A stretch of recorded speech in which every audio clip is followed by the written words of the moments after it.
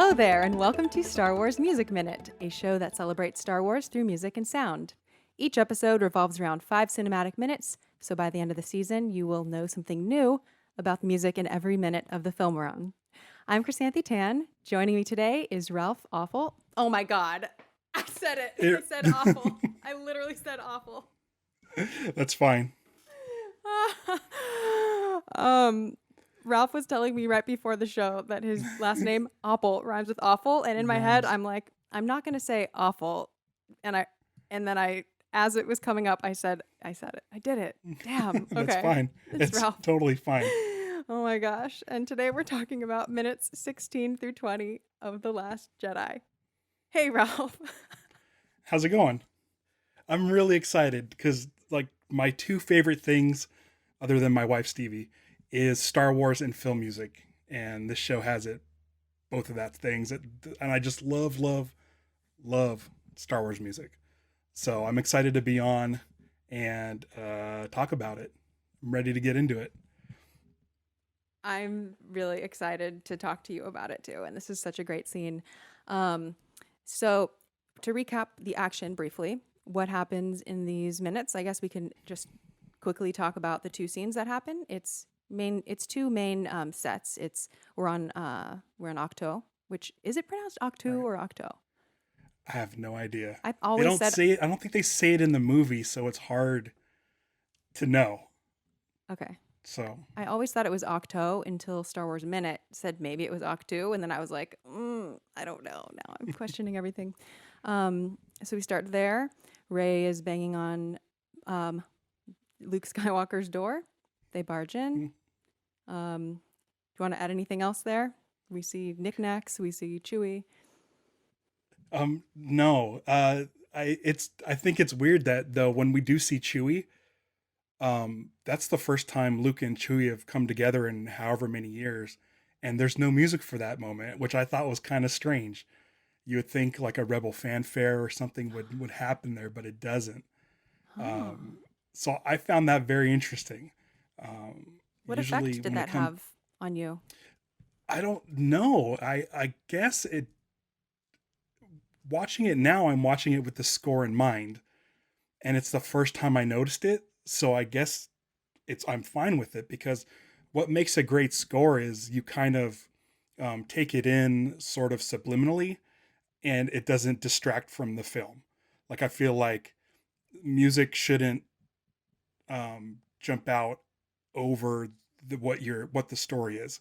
So the fact that I didn't notice until now, I think it's fine. It's good. You don't want music to stand out. It's supposed to kind of guide your emotions, as opposed to be like, hey, look here's music. So I just thought it was really interesting. I always assumed there was music there, but there isn't. And it's really interesting to see when composers decide to not put music, like when they decide that music isn't right for specific scenes. And I think the reason why there's no music in this scene or in that part is because immediately after that, Luke Skywalker asks, "Where's Han Solo?" And as soon as he says that, John Williams brings in the next cue, and so that it can transition into the shot of Kylo Ren using Kylo Ren's theme. So I think he didn't put music there because he wanted the "Where's Han Solo" to have more of an impact. That is definitely I don't know an effect that it had. Yeah, and I don't know what that means as far as Chewie and Han's relationship, where when Luke Skywalker, when he sees Chewbacca, is only thinking about Han Solo as opposed to his friend Chewbacca. So it's Do you mean Chewie and Luke's relationship? Yeah. Because I have some Luke ideas about that. Really, yeah. I think, first of all, I do. I like the use of no music there, or the non-use of music there, and I agree that the music is not necessarily wall to wall all the time, and if it's out of the way in a way that you don't notice it, if you don't notice it in a bad way, then it's probably good. For me, what music the absence of music there really did for me is it took me straight to the moment. Like I'm in the hut with them. It kind of Right. had the effect of making it less grand and about themes and about things that make you think and things that skew time.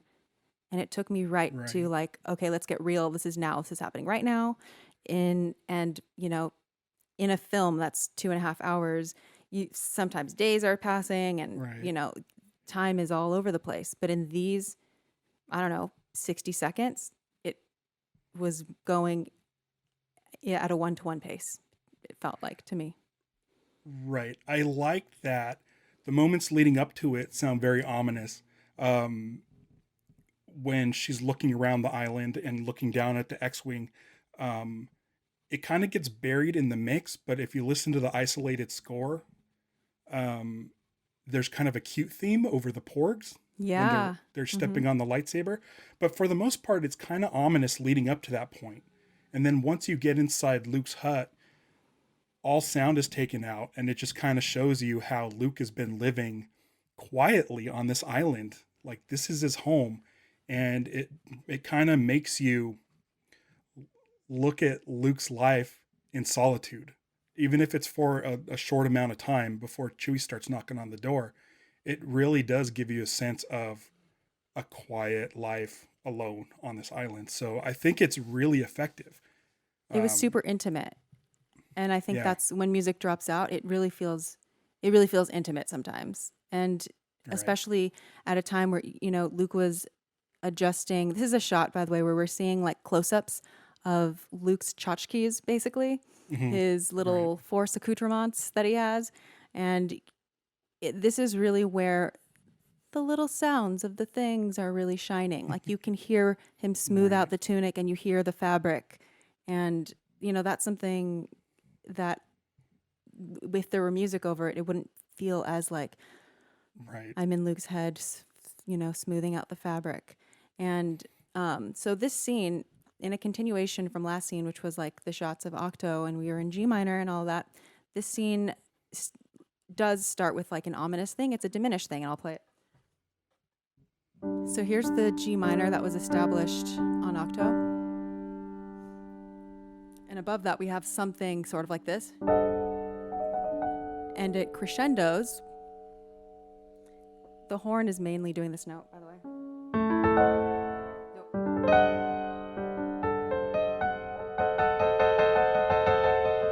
It crescendos, and when it stops, the door slams. So Yeah. it's like that's like Rey saying, what does she say? Master Skywalker. I should never do that again. Let's never do an accent again, Chrysanthe. And you hear that, and the door slam is like the answer to the question of that chord. And Right. and then you get the 3 horn notes that I love so much.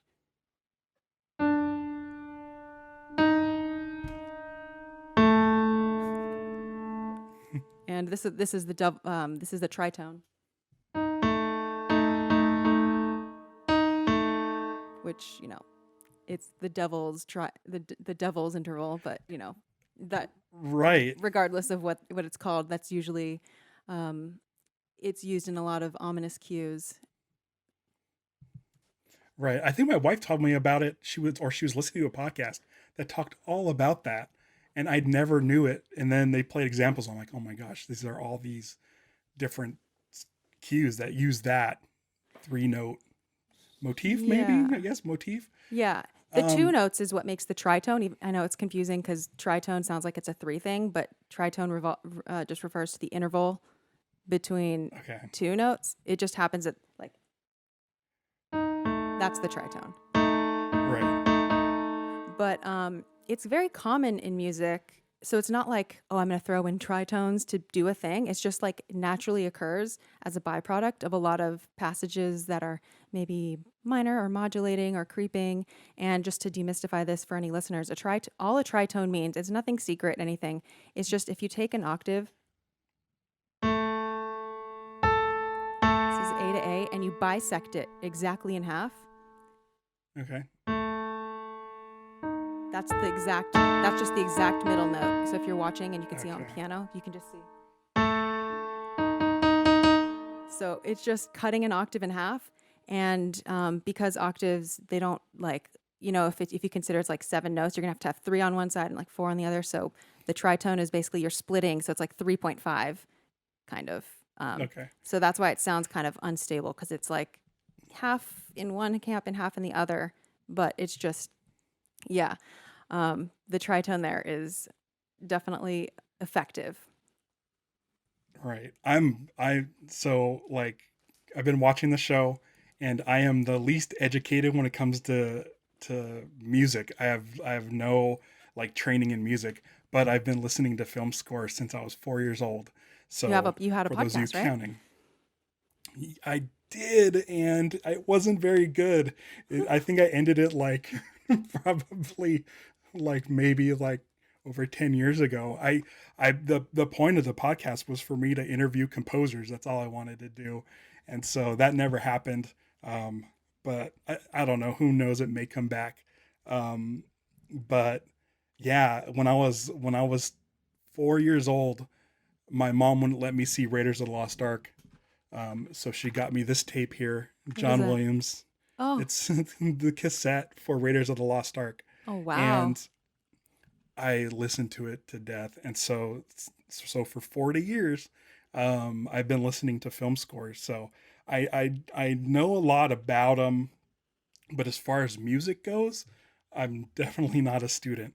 Well, okay, I need to cut you off here, because in the year and a half that I've known you now, like, by the way, we met on Life Day at Galaxy's Edge at at Disneyland, and since then I do know that you always preface things with, I don't know anything about music, but I think it's oftentimes people that don't know anything about music but love music have some of the best instincts about music, and so that's why I wanted to talk to you. So yeah, forget that. I'll cover the bases on that part. Okay. Can I bring something up though from a previous episode? Please. Okay, so Poe Dameron's theme. You were asking why isn't it in The Last Jedi, and I wanted to know too. Mm-hmm. Correct. It's in the film, but it gets buried. Because I watched the isolated score. I love Poe's theme.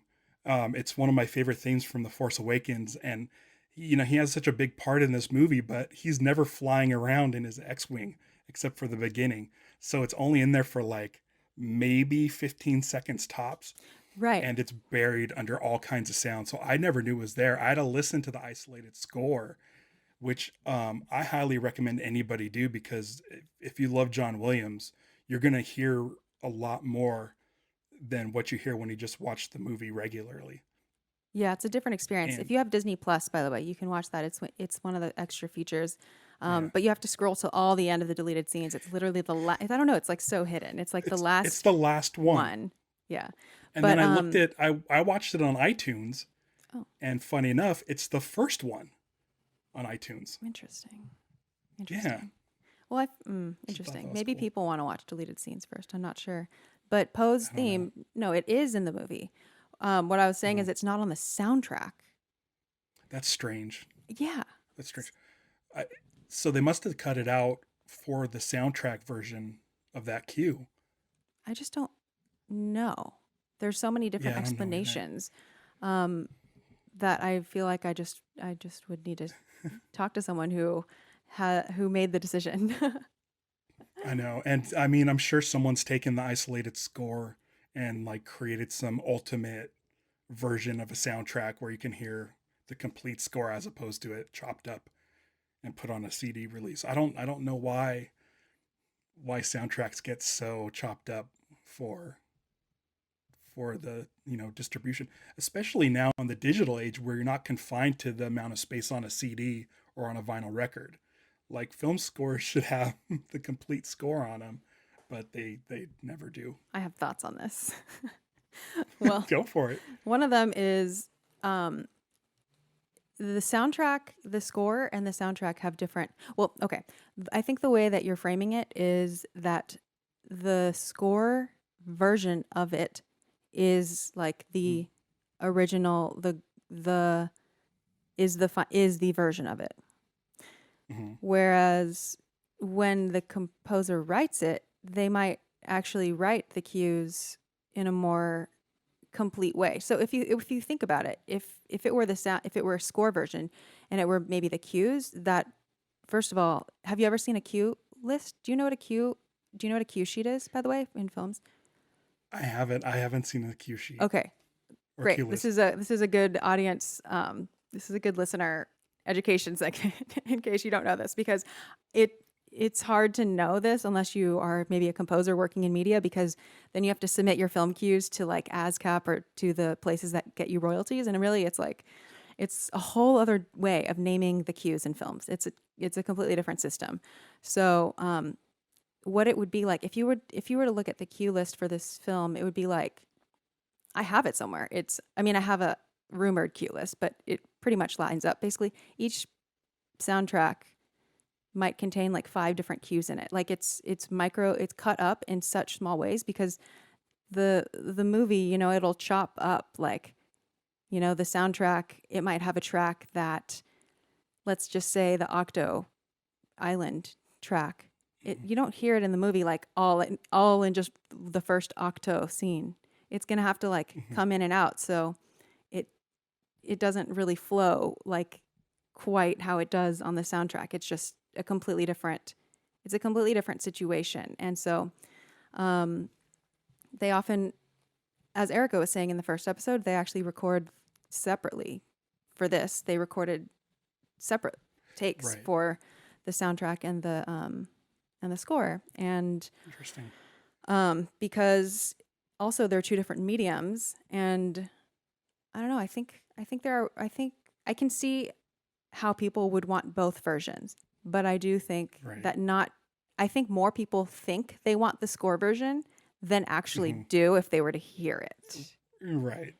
Right. I love how it is in the film. Like But watching there are the pluses and isolated score minuses. version, it's like, yeah, I love it. But yeah, there are also some things where you can have a transitional cue that's maybe only like 3 or 4 seconds long. Like you're not going to want that And also on a consider, soundtrack. that if you are listening to it on a soundtrack, you will hear how that piece develops from the beginning to the end. And if you hear it Mhm. chopped up, you might not have the same satisfaction of how that theme or melody grows. You'll be like Right. dropped back into it as it Right. without the introduction or whatever. I think it'd be cool to have both versions, but I also Mhm. understand the reasons to not have both. Also, I think having the score version would be so much of a spoiler that Mhm. that I'm just like, good, keep some secrets for the film. Oh my don't gosh. You know what? don't drop all of the cues in there. I was revisiting the, I believe, second Force Awakens trailer. And in that trailer, as soon as Kylo Ren starts speaking the voiceover, John Williams plays the Han and Leia theme from Empire Strikes Back. And In the if you trailer? know, in the trailer, and so I was like, oh my gosh, after the fact, I'm like, that kind of acts as a spoiler because as soon as he starts talking, it plays Han and Leia's theme, which he's their offspring. And so if you're paying attention, if you know this stuff ahead of time, it's like, oh my gosh, you could be spoiled by the trailer. So ever since that trailer, I've been, oh no, I should probably be careful with what John Williams or what they're putting in the trailers. I don't think John Williams does Luckily, those different people trailers, do the but trailers, and I think they do whatever's going to get them the most clicks yeah, and whatever. John Williams has nothing to do with the trailers. So right. And it, but it made me sometimes it could be nervous. red herrings. Yeah, But yeah. in that case, yeah, Kylo Ren was indeed the son of Yeah. Han and Leia. Oh, and so okay, that's a good segue back to where's Han? And I think I think instead of asking like Chewie, where are you? It's sort of like, I don't think it says anything about Luke's relationship to Chewie, although, things, I feel like Luke is on shaky ground with everyone. Right. So, Right. but seeing Chewie without Han and with this new Rey character, I can see how it'd be a natural, like, wait, where's everyone else? And also, he probably feels a little bit, I mean, given the whole Kylo situation, I can imagine that Luke and Han were not on the best terms. Right, I guess so. And Chewie might be little, I don't know. I feel like Luke has a lot of amends to be made Right. for a lot of people.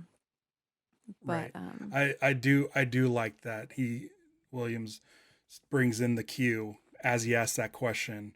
So it's a transition going into the face of Kylo Ren, or his mask, as a reminder, you know, what happened to Han Solo in the previous film.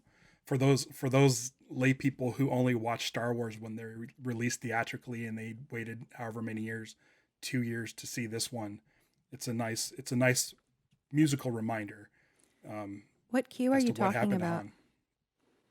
It's right when Luke talks to, or asks Chewie, "Where's Han?" The music kicks in at that moment on Luke, and then as the music continues to play, we then cut to Kylo Ren, which is answering Luke's question. So I'm not sure.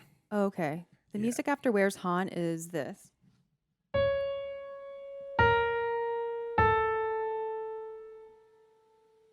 Right.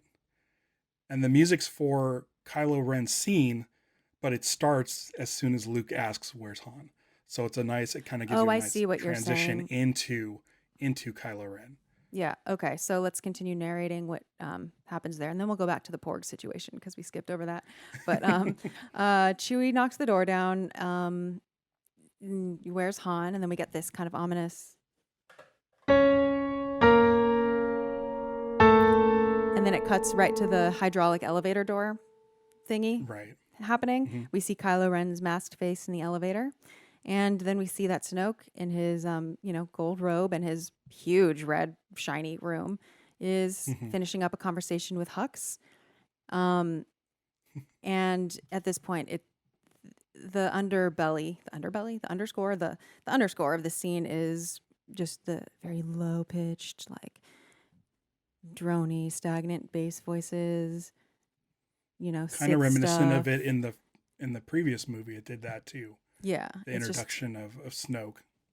Yeah, it's the low Snoke / Emperor / Sith stuff, which is kind of always low. Some often has vocals that are like oh, and then just the rock of this scene vocal sonically, I really think is Snoke's voice. It's meant to be like, it's the scary, gravelly, like it's surround sound. It's like mixed completely differently than everything else. It's like very omnipotent, not omniscient, omnipotent, whatever, awful. It's like all over. It's everywhere. It's like you can't get it out of your brain, and it's punctuated. Like his speech is punctuated by little melodies. Like Kylo Ren's themes will come in, darting in and out of his not so nice words. Right. And I love the mention of Darth Vader, where we get the Imperial March played, I believe, on just a piano. I could be wrong. What happens is, yes, he says, "The mighty Kylo Ren," and then we get one of Kylo's themes. That's right.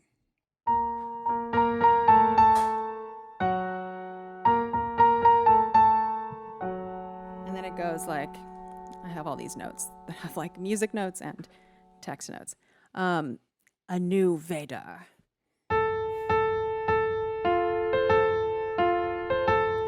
And that's it. It doesn't go any further. It just does that. A very well-timed little cue. Right.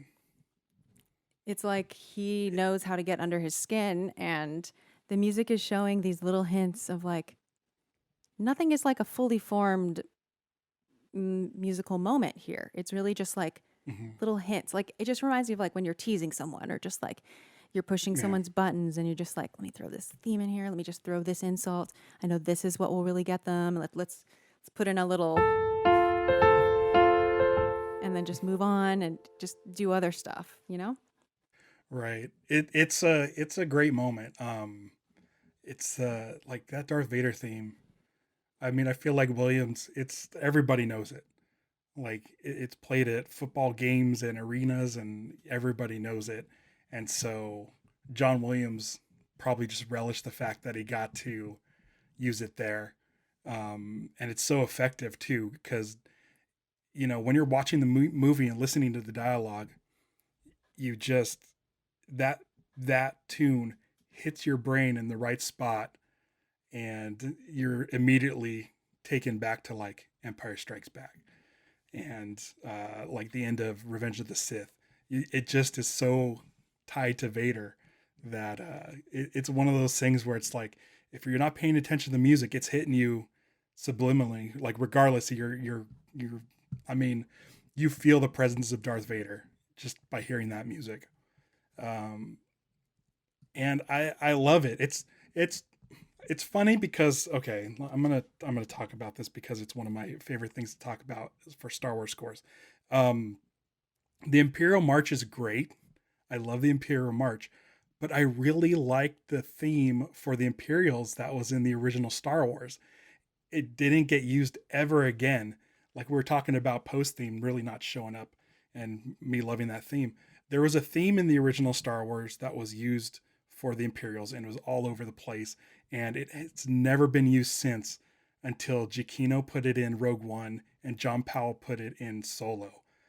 And I don't know why John Williams hates it or he just never plays it, but he did the Imperial March and now it's that's kind of associated with Darth Vader.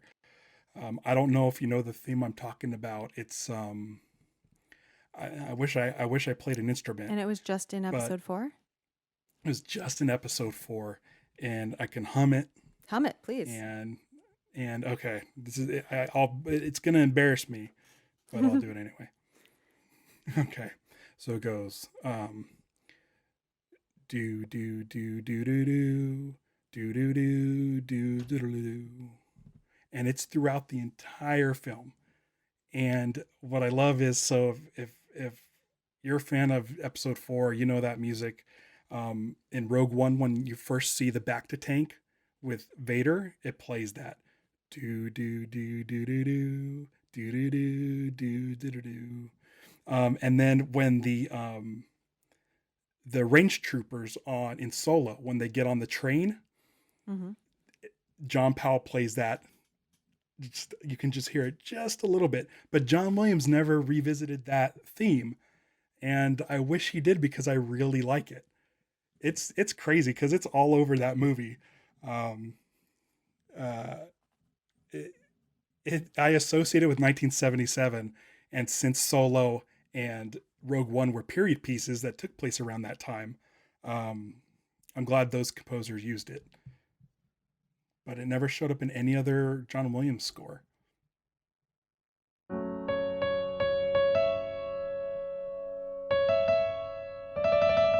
Is that what you mean? Yeah, Sort of? that's it. Yeah, perfect. Yeah. I love it. You're right. It's all over Star Wars. Oh yeah, that happens in the Imperial Tech too. Yeah, that's in 640 of episode 4. Yeah, the what's interesting is like I've never really the cue of Darth Vader there. For me it doesn't make me feel Darth Vader's presence so much as the mythology of his presence. Right. Darth Vader has never felt as sticky to me in a tangible way as Anakin has.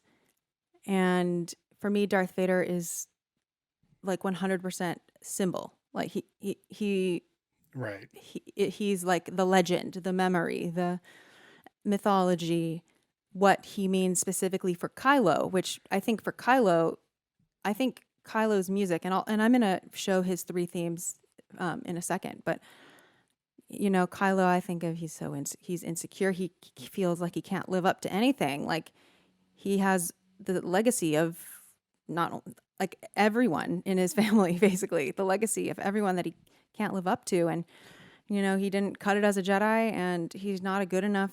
He's not, as good as Darth Vader. And he just lives under the shadows of other people. And it's just like, for him, the Darth Vader myth is just all that he can't be and all that he isn't and all that he wishes he were. And just, it's a symbol. Right. I never really thought about it that way, but I'm glad you bring it up because in this scene, we're also seeing Rey, who looks up to Luke Skywalker as a symbol, sort of not, being what she expected. She thought of him as this great symbol, and he's just this guy who has decided to lock himself away in a room in the middle of nowhere. And so I like how these two scenes are kind of working together. It's setting up their relationship of Their or the dyad. connection to how they look up to their mentors, and maybe their mentors aren't as great as they thought. I really like that. Yeah, That's it's an really excellent cool. observation. I think you're exactly right, because Luke Skywalker Yeah. is a symbol as well. And similarly, I mean, feel free to disagree with me. Luke Skywalker has also, he feels more real to me than Darth Vader, but I wouldn't say Right. he feels any more real to me. I think, I don't know, for me, Anakin feels the realist for some reason, because we see like Mhm. this major arc. With Luke, I don't feel like until this movie we see a major arc in the trilogy. We see him go Right. from farm boy to Jedi master, but he doesn't like try to be dark in any of those periods. The arc that we Yeah. see is just someone learning and, developing in their skill. It's like the arc that you might see from someone in their earlier, like before they really have something. I mean, I don't want to say that. As I say this, I'm like, well, he killed like his whole father. Like, no, Luke, All right. no, okay. No, Luke did go through a lot for sure, but he was always an unwavering symbol of the light side. He didn't waver in Right. that, even when he wasn't fully equipped to handle it yet. He was not tempted. Like, we didn't see any of that stuff. Yeah. So, Rey looking at Luke also as a symbol is exactly right. And that's sort of like, no one likes to live in the shadow of their symbolism, I feel Right. like that would be very intimidating for someone to come to me with this image of what they think I am, some hero, Mhm. but I'm like, I'm a person, Yeah. person. And yeah, in the novel, this is where Luke really starts to talk more about like starting to burst her bubble of like some of the things the Jedi actually do and think. Right. Right. And then in the following scene, if you want to get there yet, or if you want to go back and talk porgs for a bit, we get sort of a Force theme, I believe, also played on a piano. Very sort of somber version of the Wait, Force I didn't theme. hear that. Where is that? Did I go? No, I think I went a minute. No, I think. Oh my gosh. Just describe what's Maybe. happening, and I'll. I believe it's the scene when we come back to the island when he's sitting outside on the rocks. Maybe. Oh, Maybe I'm I think going that's a too minute. far I think ahead. that's a little tiny bit too Okay. far ahead. Because I was very excited because there was a spoiler, a tiny bit of race theme in there, and I was very excited because I love race theme. Me too. I love race theme. Me too. Yeah, Very I different think, from Kylo's. yeah, so good. We can go back to talking about porgs. I like porgs. They make me smile. But yeah, if you watch the isolated score version, you do get some very playful music while the porgs are jumping on the lightsaber. But there's so much in the sound mix that it kind of gets buried because it's kind of a quiet sort of, I don't know if I'm saying this right, like a pizzicato. Is that when it's kind of a more of a plucking Sort of. It was sound, something. like a It was jumpy something sound? like that.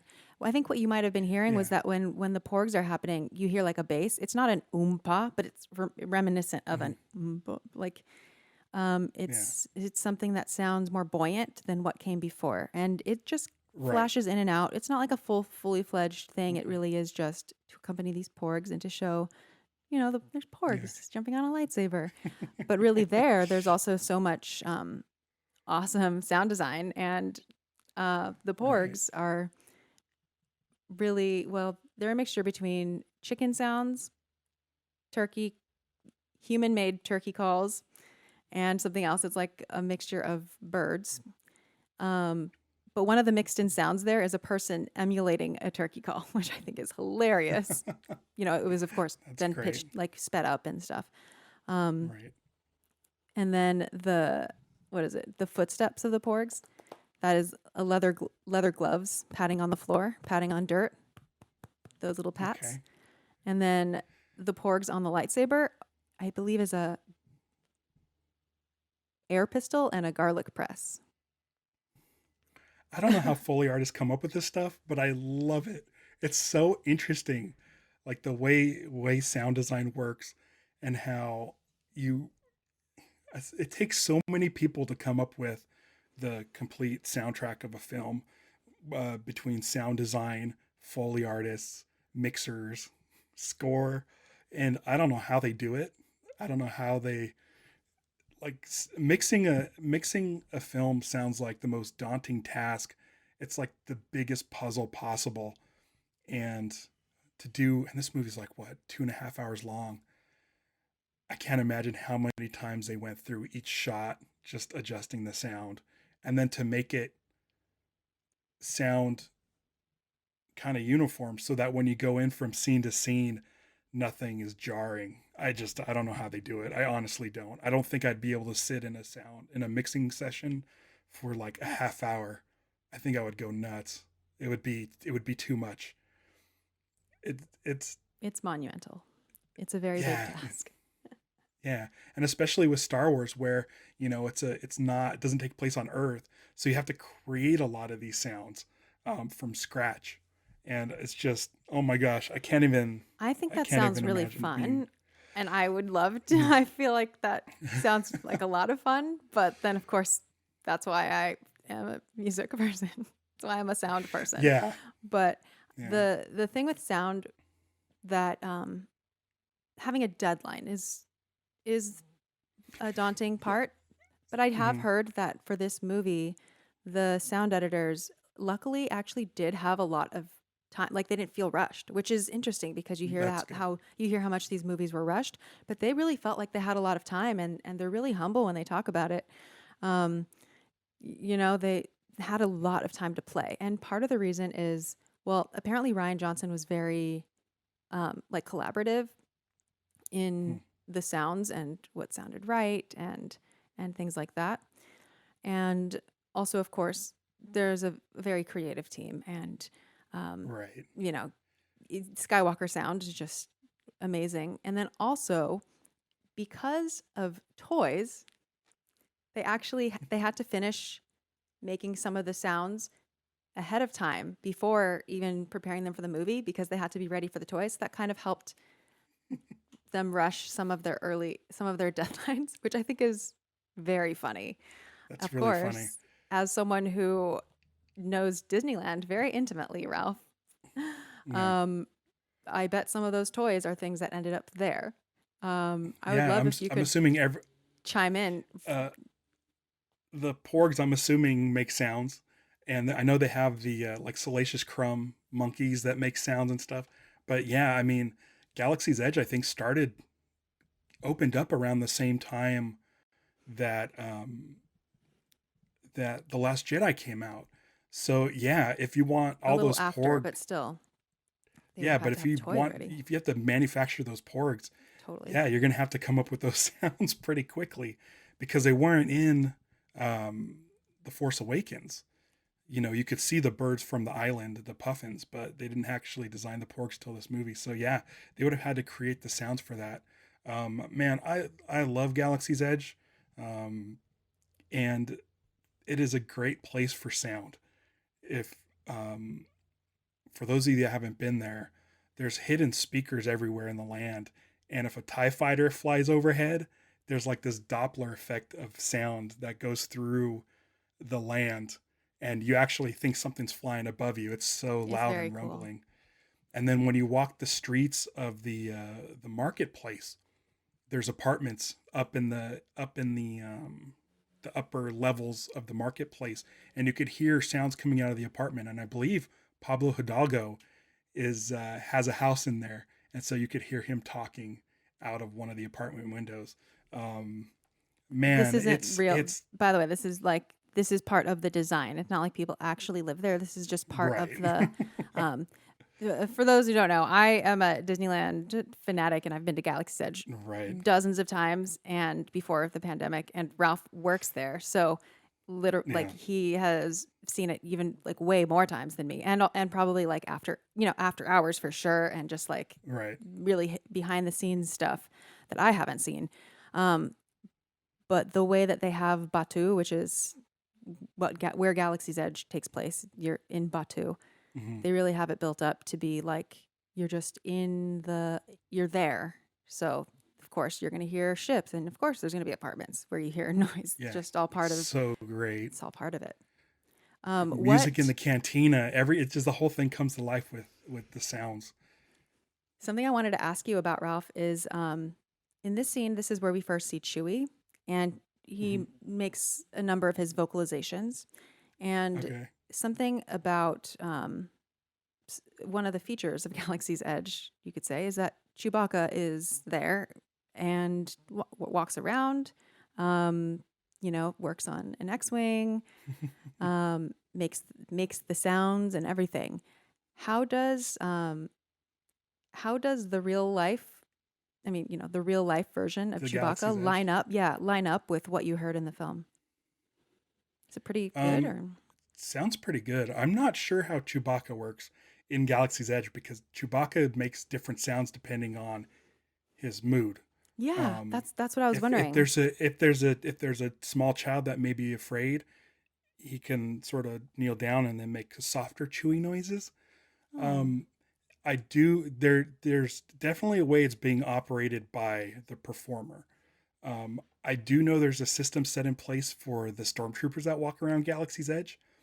Those are all pre-recorded voices, they and press buttons.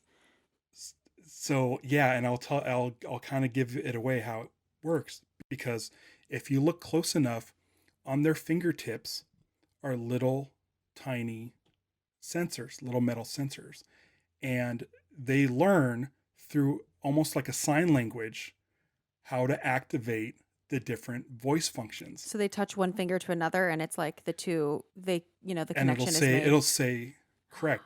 Or if they go like this, it'll say move along, move along. Or it's a whole language that converts finger movements into pre-recorded voices That so that they is sound really like that's stormtroopers. really simple and amazing. That's really Yeah. simple and I smart. don't I don't know how many different sayings they have in their system, but it's like you have to learn this whole thing and be able to use it in any situation. And these guys are really quick at doing this, where it almost feels like you're having a conversation with them. Yeah, Like it like does. there's a certain set of hand movements where it says let me see your identification, and they can either do something different to say, oh, you're part of the resistance, or you're part of the first order. Like whatever they're doing, just the next time you're in Galaxy's Edge, hopefully sooner than later, because I missed the place. Um, Keep an eye on the stormtroopers' fingers. That's all I'm saying, and you'll Will see do. it's amazing. I don't know how they do it. I'd love to see the sort of cheat sheet that shows how you activate each individual sound. But they have a huge. I mean, they say all kinds of stuff, so I can't imagine what you have to learn. It'd be like learning a new language, a new sign language. Mm-hmm. So that's Um, so interesting. it just occurred to me that porgs wouldn't have sounds in Galaxy's Edge because they're not native to there. They're not native to Batu. So you would just have the stuffed toys and the wooden toys and everything. But Chewie Right. definitely is a mainstay. So speaking of which, after the porg close-ups, this is when Rey picks up the lightsaber She looks down at the X-Wing submerged in water. And as the shot goes down, like as she's looking down, the music goes up. And that part has always stuck out to me. It's sort of like when you have a level, you're trying to get something straight and you tip it one way and the water inside or whatever kind of shoots up the other way to even it out. That's the experience that I get when watching this, is like the shot goes down, but the music goes up. So it's like this divergence in the sensory experience. So I'll play that. Actually, she looks down. It's very subtle.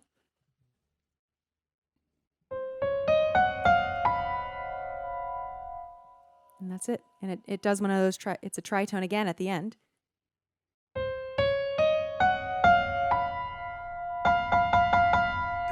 It does another one of those crescendo there's still drops. Something ominous.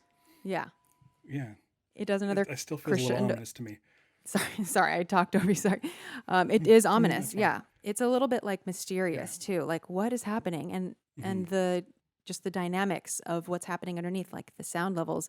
It goes, the timpani rolls. This movie does a lot of the timpani roll and then kind of drops out to something else. And then that's when we cut to the kind of nothingness of Luke with his knickknacks inside of the hut. Yeah. So now that we've done the porgs, do you want to transition more toward go back to the Snoke stuff? Because I will demonstrate Kylo Ren's 3 themes. And then I want to call attention to the way that one develops into the other at the end of the scene, because I think it's amazing. All right. I have something to say about Snoke, but it comes later in the movie, so I don't know if I want to spoil it. Okay. But it will play the Kylo Ren music because I love his theme first. as well. Yeah. All right. Again, these are themes that are all associated with Kylo Ren. There's 3 of them. There's a 4th one in The Rise of Skywalker, but we're not there yet. So there's not 4 yet. There's only about 3.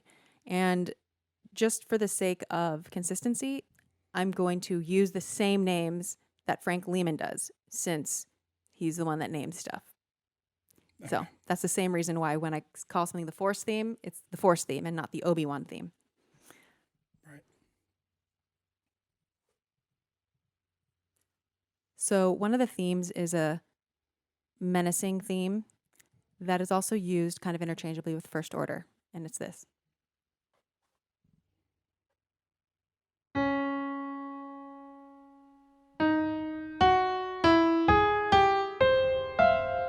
Let me do that again, but lower. Okay.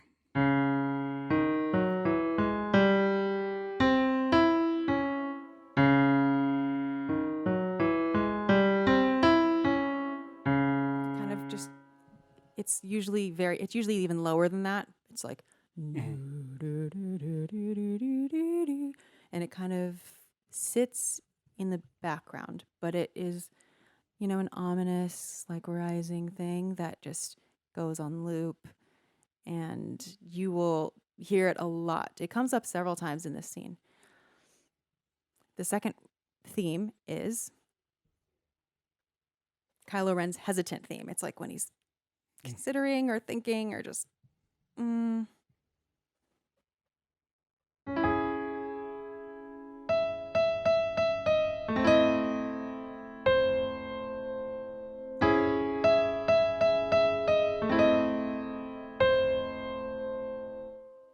And then the third one is going to be the main one that people recognize.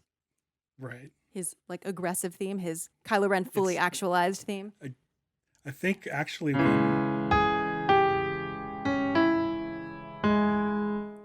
that's when it's like, Kylo's mad. Okay, Kylo's being Kylo. Right. He's not being hesitant. He's not considering. So those are the 3 themes. So just keep those in mind. I'm going to show the progression in a bit, but first, chime in, Ralph, if you have anything to add. Yeah, that third theme is the one they used on Saturday Night Live when Adam Driver was hosting, and he mentioned Kylo Ren or something real sinister during his monologue, and they played that music. So I love that it's, considering it's only like 6 years old, this theme or something like that. Like it's already kind of ingrained in our minds that this is Kylo Ren, and I really like that. I really like all three of them.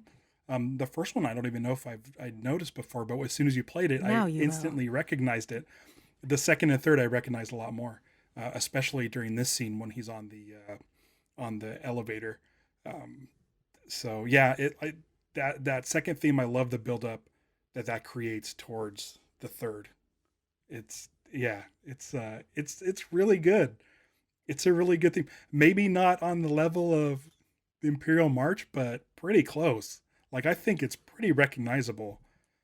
I think it's think as the years recognizable, go but on, not as developed. And I think right, that's for a reason. I think it's interesting that it's not developed because I don't right, think Kylo, this is opinion here, but I don't think Kylo is fully actualized in what he wants. right, So it's almost like is this good? Accept me? Like, I don't know. Like, I'm just yeah. stuck on the same loop of doing this thing and I don't know exactly where to go with it, but I'm just going to keep doing the thing. Like Kylo wishes it was the Imperial March, but Yes, and he's there Kylo Ren. are He's a similarities between the wannabe. themes. Yeah, yeah. So I think it's perfect for him. It's so good. It is. Okay, so now I want to bring up the Praetorian Guard moment where they um, They bust out the brandish, axe. and it Yeah, makes this really amazing sound when it's hard to describe. It's like, well, it's like a really right. incisive orchestral hit. At the Mhm. same time, there's this sound design. There's a sound element happening at the same time. It really makes it extra incisive. It's like, I don't want to do it because it'll hurt your ears if you're listening to this. But Ralph, when you listened to the score only version, that extra layer was not Yeah. there, right? It was Because that's sound design. yeah, the music emulated the sound. It's almost like when they laid the sound on top of it, it mirrored the music so it feels like one thing. But the music, the violins do a really loud, screechy sort of upswing of Yeah. that. Yeah, and I was just like, "Whoa, okay, cool." Um Yeah, that I was think they it's a called great it moment of the sound and the music working together to make that really right. incisive. Because when I listen to the soundtrack alone, I do recognize that hit as being like, oh yeah, that's when the Praetorian Guards brandish their weapons, but it doesn't have the same visual effect.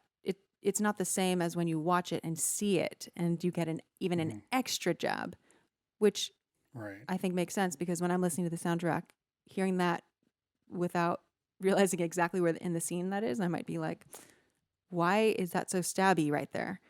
Um, but it works with or Right. without that for different contexts.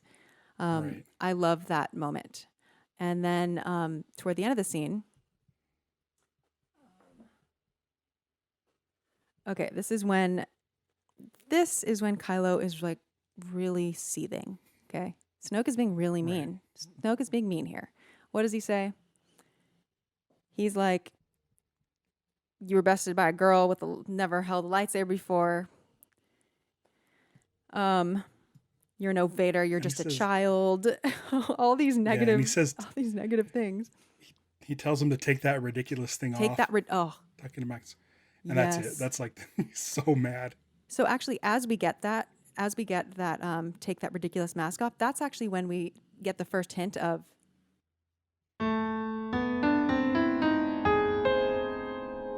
And as soon as the mask comes off, you get.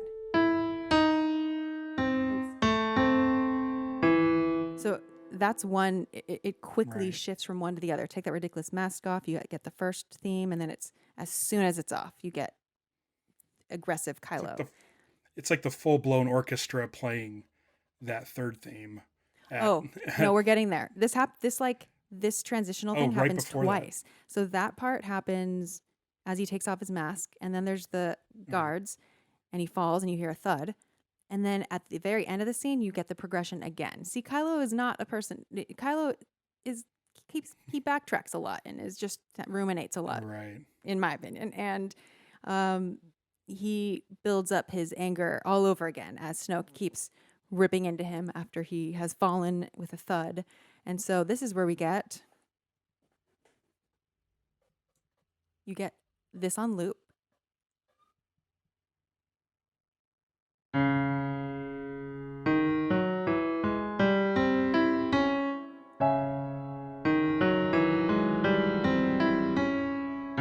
loop, and then on top of that, it's actually layers on top of it, but it moves, it transitions.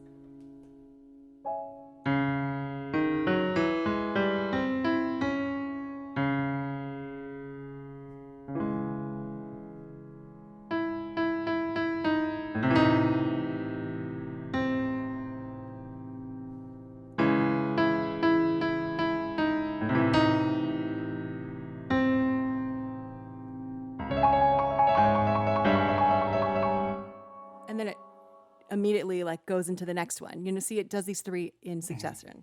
So it's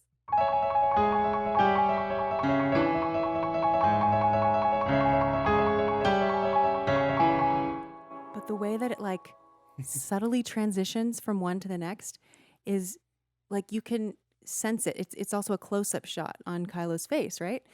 So you can Right. almost like, I don't know, I feel like sympathetically, I feel like it's like when your anger is just bubbling up and you're like, oh my God, Yeah. can't hold it in anymore. And finally it's when he smashes his mask, it happens on basically the hit of his theme. So I'll demonstrate. I'll do the thing over and I'll tell you when the mask smash happens because it's timed nicely with the music.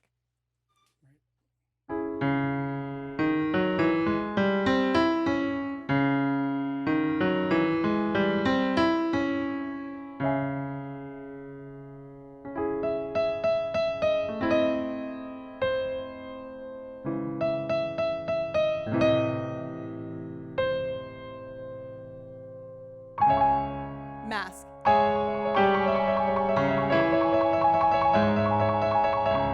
So it's right when it's like, is when he's like, it's really, it's it's a super intense moment. The piano doesn't do it justice because it's, you know, a full orchestra. But yeah, the sense of rage there is very big. Yeah, I love it's not only the rage, but he's in the scene, he's like showing weakness. Like he's Yes. giving in to Snoke's demands by smashing the helmet. And it's this helmet that he believes ties him to his grandfather. And he's just like, he's so frustrated. He smashes it and sort of succumbs to Snoke, like Snoke's mind games of telling him that he's worthless. It's kind of sad. And you know what's funny is, you know, in this movie, the events that happen later with with, I don't know if people I'm assuming have seen this movie. After, let's say, Snoke is out of the picture, he decides to rebuild his mask in the following film. So now he's like going into his own terms. But this moment is really big as far as Kylo Ren's concerned because he's sort of abandoning Vader, his Vader side, by smashing the helmet and sort of kind of succumbing to Snoke's, you know, powers. It's a really cool moment, and I'm glad the music's perfect for the scene, I think. I think it works really well. Yeah. I think the acting carries a lot too. Adam Driver's acting is Right. superb, I think, in how much he can show on his face. And it has to do a lot with the editing. Like, I don't know, just the whole milieu of what's going on there is pretty, Right. it's pretty evocative for me, I have to say. I'm not the biggest fan of The Last Jedi, but everything surrounding Rey, Luke, and Kylo Ren are some of my favorite Star Wars stuff. It's yeah. I wish that, because I really like Poe and Finn, and I wish their characters had kind of something more important to do in the film. But the 5 minutes that you asked me to be on were like perfect. They were perfect because we got like peak Luke being the hermit, and Rey, she still doesn't seem like completely defeated by her mentor It's turning still out to very be early in the Rey's guy. journey. Yeah. Yeah, and then this sort of peak rage for Kylo Ren is like 5 minutes are awesome, and porgs. We get the introduction to porgs. So Oh yes, can't I'm forget the porgs. really Porgs when I have grown on watched the me. minutes, I was so excited. I was so excited. Yeah, they grew on me too. I wasn't super into them, but I mean, you can't deny them. They're adorable. I like them now. And that shot of them on the lightsaber, like, is one of my favorite things ever.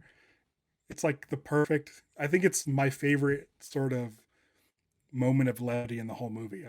I think that that is a joke that's hilarious because the one stepping on it and the other one just sticks his eye right into the where the saber comes out. It's, I don't know. It reminded me of the Muppets or something. Like the comic time is just perfect.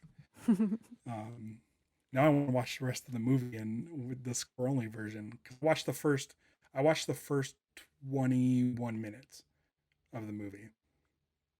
There's So something to be said for keeping yeah, up with the incremental viewing. It's just a different experience. Um, yeah, I'm enjoying it. I think that it's a very meaty 5 minutes, and yeah, we in the last it's been a very hefty 20 minutes of the film now. Um, right.